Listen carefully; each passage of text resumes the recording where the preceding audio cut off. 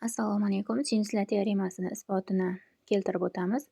Demak, bizga bitta uchburchak berilgan bo'lsin. Ixtiyoriy uchburchakka tashqi aylana chizish mumkin. Tashqi aylana chizib olamiz. Uni burchaklarini alfa, beta, gamma tomonlarini A, B, C bilan belgilab olamiz.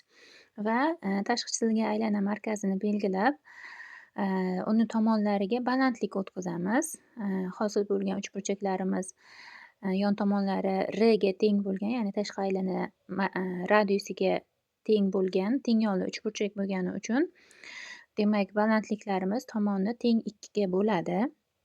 A, B, C'larni teng 2 ga bo'ladi va gamma ichki burchak, uni markazidagisi, markaziy burchagimiz o'sha ichki burchakdan 2 baravar katta bo'lgani uchun bu tarafimiz gamma, alfa ichki burchak bo'lgani uchun markaziy burchagimiz 2 alfa bo'lishi kerak edi. Teng yonli bo'lgani uchun uchidagi burchagimiz ikkalasi ham teng bo'ladi. Hosil bo'lgan alfa bo'ladi. Xuddi shunday beta bo'ladi.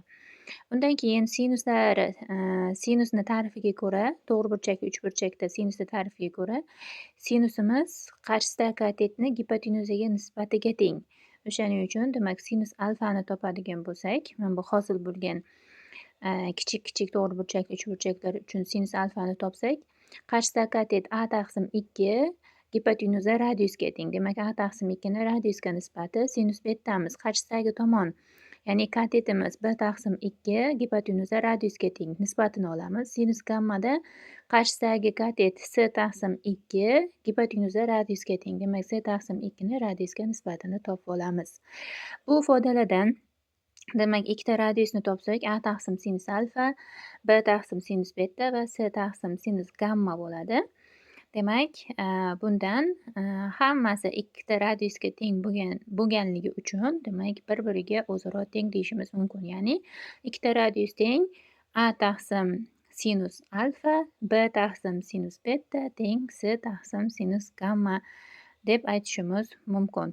Sinuslar teoremasini mana shu holatda isbotlashimiz mumkin. Endi bu yerda chiroyliroq qilib, ya'ni A, B, C deb uchlarini belgilab, markazini O markaz deb belgilab olsak ham bo'ladi.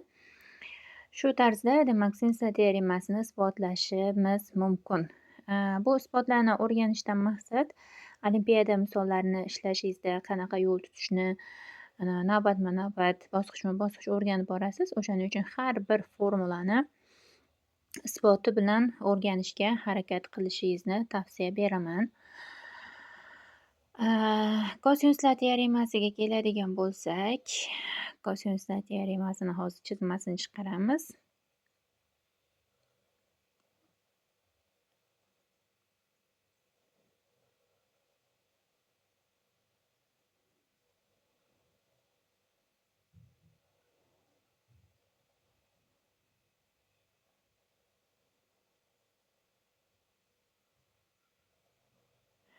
Mana kosinuslar teoremasini isbotini keltiramiz. Demak, tomoni A, B, C ga teng bo'lgan uchburchakni chizib olamiz. Ikkita yon tomonimiz A va B, asosini C deb olaylik. Demak, bu uchburchakni asosiga balandlik tushiramiz. Balandlikni o'ng tomonini x deb belgilasak, chap tomoni tabiiy holatda C minus x bo'ladi, chunki umumiy tomonimiz C ga teng edi. Demak, C va B tomonlar orasidagi burchakni alfa deb belgilab olamiz va Pifagor teoremasini qo'llaymiz. Pifagor teoremasi, demak, to'g'ri burchakli uchburchak uchun katetlari kvadratlari yig'indisi gipotenuzani kvadratiga teng edi. Demak, mana ko'rib turibmiz, ikkita to'g'ri burchakli uchburchak hosil bo'ldi bizada. Demak, o'ng tarafdagi va chap tarafdagi to'g'ri burchakli uchburchaklar uchun Pifagor teoremasini tatbiq qilamiz. Demak, chap tarafdagi to'g'ri burchakli uchburchak uchun gipotenuza A ga teng. Bitta katetimiz C minus x, bitta katetimiz umumiy balandlik, ya'ni ikkita to'g'ri burchakli uchburchak uchun umumiy balandlik bo'lib turibdi. O'ng tomondagi uchburchagimiz uchun, demak, gipotenuzamiz B ga teng, bitta katetimiz x ga teng va bitta katetimiz umumiy balandlikdan iborat. Demak, o'sha balandlikni katetni topadigan bo'lsak, gipotenuzani kvadratidan ikkinchi katetni kvadratini ayirmasiga teng. Demak, a kvadrat minusdan s minus x ni kvadrati teng b kvadrat minus x kvadrat ekanligini topamiz va s minus x ni ayirmaning kvadrati formulasi bo'yicha ochsak, a kvadrat minus s kvadrat plus 2s x minus x kvadrat teng b kvadrat minus x kvadrat ifodaga ega bo'lamiz. Bundan demak x ni topadigan bo'lsak, mana minus x kvadrat tenglikda ikkala tarafda qisqarib ketadi va x ni topadigan bo'lsak, b kvadrat plus s kvadrat minus a kvadrat taqsim 2s bo'ladi.